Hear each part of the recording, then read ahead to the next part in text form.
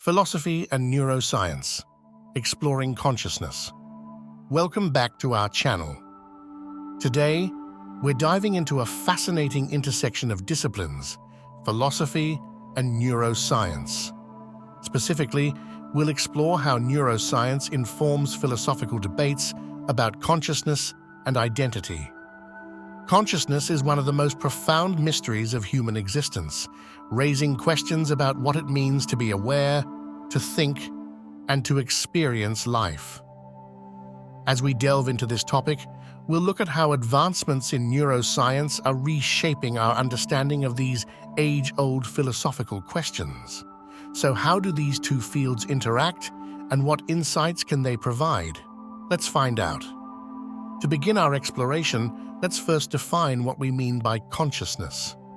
At its core, consciousness refers to our awareness of ourselves and our environment. It encompasses a range of experiences, from simple sensations to complex thoughts and emotions.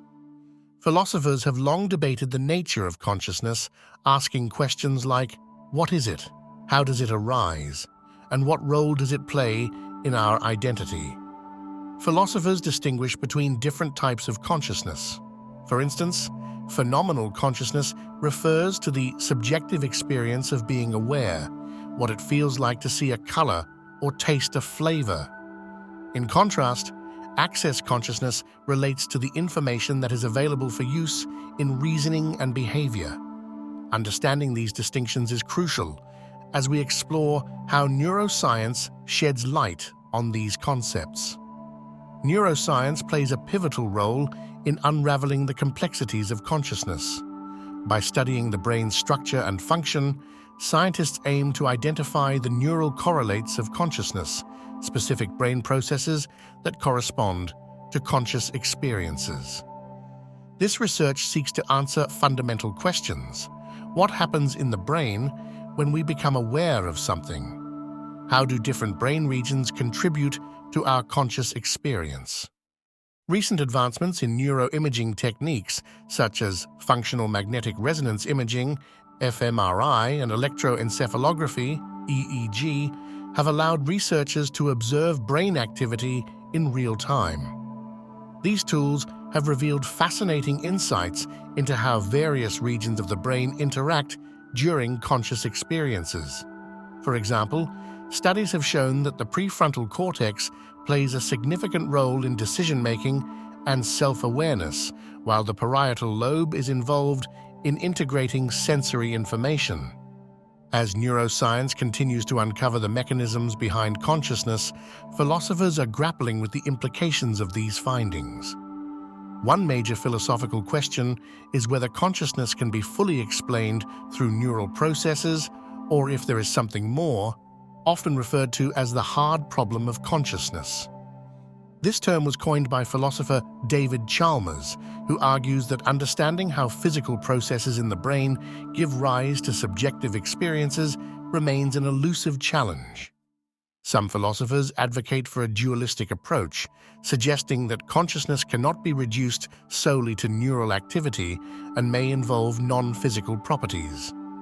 Others propose physicalist perspectives, arguing that all mental states are ultimately grounded in physical processes within the brain.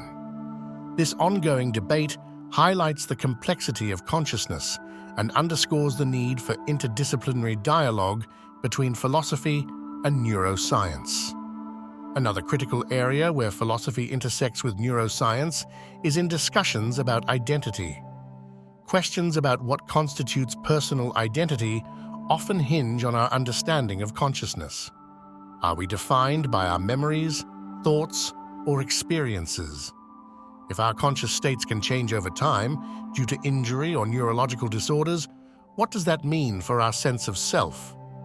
Neuroscience has provided insights into how memory works and its connection to identity. Research shows that specific brain regions are responsible for forming and retrieving memories, suggesting that our sense of self is closely tied to our ability to remember past experiences. However, this raises further philosophical questions. If memories can be altered or lost due to trauma or disease, Does that change who we are?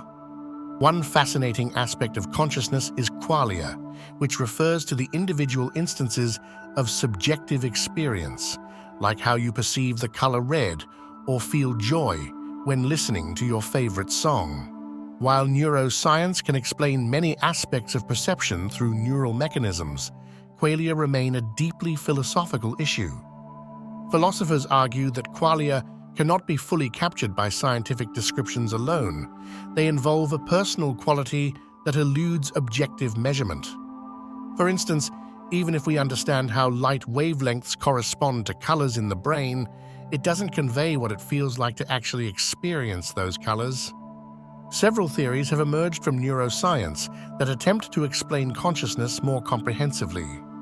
Integrated information theory, IUIT, suggests that consciousness corresponds with a system's ability to integrate information across its parts, essentially measuring how interconnected different neural processes are. Global workspace theory, GWT, posits that consciousness arises when information is globally accessible within the brain's workspace, a network where various cognitive processes can share data. Recurrent processing theory, RPT, emphasizes that conscious perception results from recurrent processing within sensory areas of the brain rather than just feed-forward processing.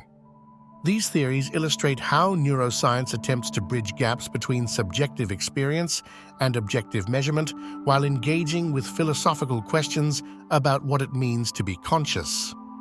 As research continues into both philosophy and neuroscience, new interdisciplinary approaches are emerging.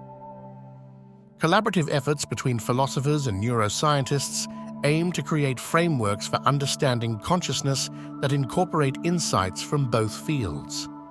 For instance, exploring altered states of consciousness, such as those induced by meditation or psychedelics, can provide valuable insights into how different conditions affect awareness and perception. These studies not only enhance scientific understanding, but also open up new avenues for philosophical inquiry regarding altered states and their implications for identity.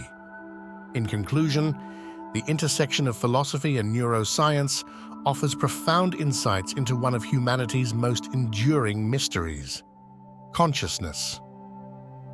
As we continue to explore how neural processes relate to subjective experiences, we gain a deeper understanding of ourselves and our place in the universe. Thank you for joining us on this journey through the fascinating world where philosophy meets neuroscience. If you found this video enlightening or have any thoughts about how these concepts resonate with your own experiences or understanding of consciousness today, please leave a comment below.